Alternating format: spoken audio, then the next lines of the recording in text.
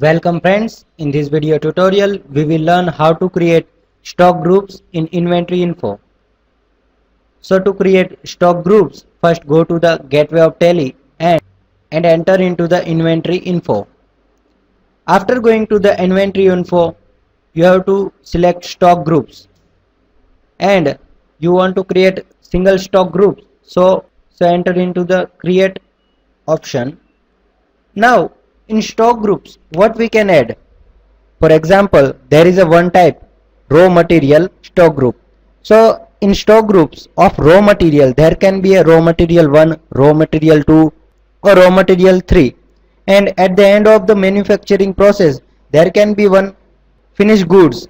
In finished goods category, there can be finished goods 1, finished goods 2 or any other item which is finished after the work in progress of manufacturing unit. So to create stock groups, we are now entered into the stock groups creation window, in which we will add stock groups into the advanced mode. So we are creating stock groups in advanced mode. Here I am giving raw material.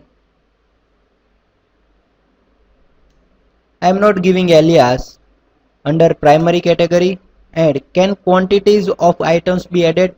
Generally we take this option no, because there is no use of this option anymore. We are pressing yes and we are entering one more stock group, which is finished goods under primary category. Yes. Now press escape and quit out of this window. We can also create multiple stock groups. For example, we want to create finished goods 2, 1 and any other finished goods under the finished good category. Then we can use these multiple stock groups. So go to the multiple stock groups and select create. Now under which category you want to create multiple stock groups? I want to create under the raw materials. So I have to enter now raw materials names. Here you can enter your real-time raw materials. I am giving just example. For that purpose I am using just raw material 1. Under category automatically will be selected raw material 2 and press save. So this way you can create.